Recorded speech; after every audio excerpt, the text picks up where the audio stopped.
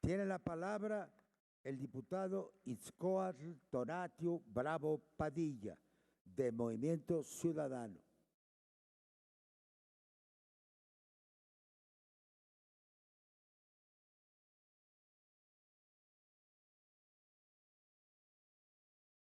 Con su permiso, presidente. Muy buenas tardes a todos. Representa para mí especial motivo de satisfacción dirigirme a esta asamblea con motivo de la celebración del 80º aniversario de la recepción de los exiliados españoles durante la década de los años 30 del siglo pasado en nuestro país. Expreso nuestra cordial bienvenida a todos los invitados especiales que nos acompañan. Este movimiento social marcó la historia de las relaciones internacionales de nuestro país al plantear una ruta rigurosa de principios en las relaciones exteriores de nuestro país. El presidente Lázaro Cárdenas apostó por una línea clara y diáfana de aplicación del texto constitucional en materia de relaciones exteriores, haciendo de la fraternidad y la solidaridad de los pueblos al reconocer la dignidad de la persona y la cercanía de nuestros pueblos. En el marco de esta conmemoración del exilio español en México, resulta pertinente referirnos a algunos pasajes de nuestra historia diplomática y la trascendencia que ésta ha tenido para posicionar a nuestro país en el contexto internacional.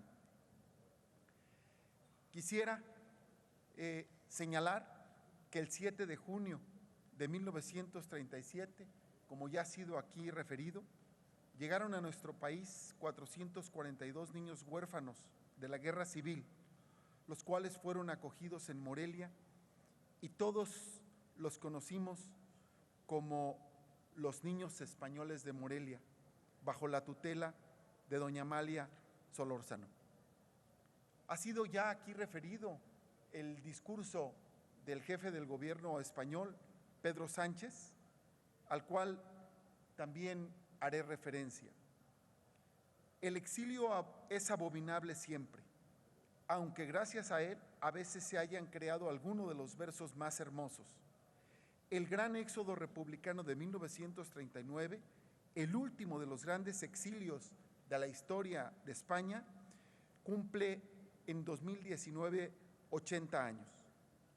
Y dice el jefe del gobierno español: la solidaridad mexicana de aquellos tiempos de guerra es admirable. Brindó apoyo y suministros en la medida de sus posibilidades y realizó gestiones diplomáticas para habilitar cauces de compras cerrados para los españoles. Se sumó a las brigadas internacionales para luchar en una tierra que les era ajena con el objetivo de derrotar al fascismo. Y aquí la primera referencia histórica a la que ya se refirió el doctor José María Muriá.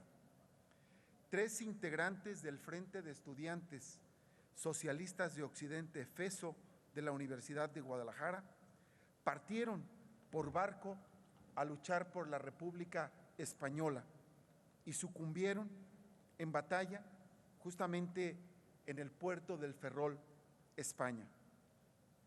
Digno de mencionarse aquí, el 1 de junio de 1938, por acuerdo presidencial se crea la Casa de España en México, la cual fue una idea originada por el historiador Daniel Cosío Villegas.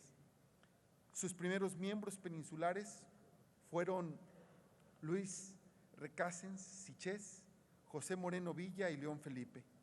A esta lista pronto se incorporó gente de la talla de José Gauss, Enrique Díaz Canedo, Agustín Millares Carlo, Isaac Costerú, Juan de la Encina, Gonzalo R. Lafora, Adolfo Salazar y otros muchos más, hasta llegar a más de medio centenar.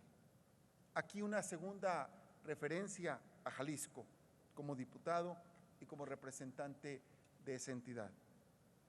José Gauss se convirtió en un asiduo profesor visitante de las universidades del interior del país, pero de manera particular visitó a las tierras jaliscienses y a la Universidad de Guadalajara como uno de los más asiduos académicos presentes durante los distintos años. Una tercera referencia a Jalisco ocupa en este lugar quien, a nombre de los intelectuales mexicanos, expresó un extraordinario discurso de bienvenida al exilio español en voz del poeta Enrique González Martínez.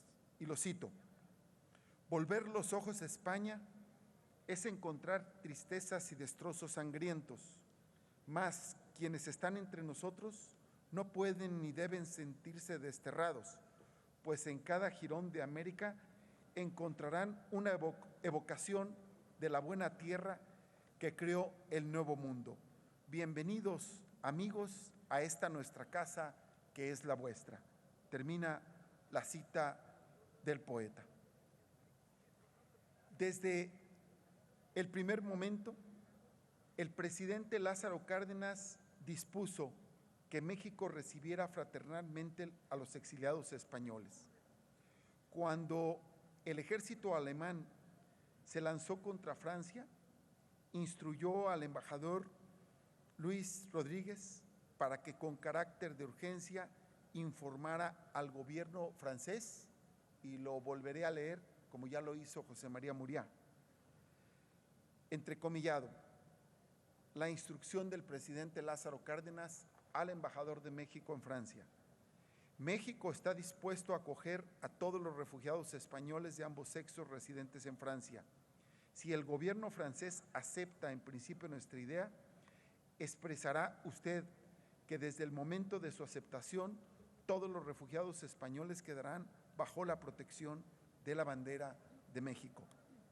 Esta gestión daría origen al Tratado Franco-Mexicano del 23 de agosto de 1940. Aquí ya ha sido evocado por todos los oradores, sin lugar a dudas, el arribo del barco Sinaya en el puerto de Veracruz y procedente de Francia, con una primera expedición de cerca de 1,600 refugiados españoles. Quisiera también evocar aquí las palabras del representante del presidente Lázaro Cárdenas cuando el 13 de junio de 1939 expresó la bienvenida a nombre del gobierno mexicano a los exiliados españoles. Ignacio García Telles, secretario de Gobernación, expresó, y lo cito: el gobierno y pueblo de México os reciben como a exponentes de la causa imperecedera de las libertades del hombre. Vuestras madres, esposas e hijos encontrarán en nuestro suelo un regazo cariñoso y hospitalario. Termino la cita. México recibe, pues, entre 1939 y 1942, entre 25 y 25,000 y 30,000 refugiados aproximadamente, de los cuales se estima que el 25% constituía inmigración intelectual.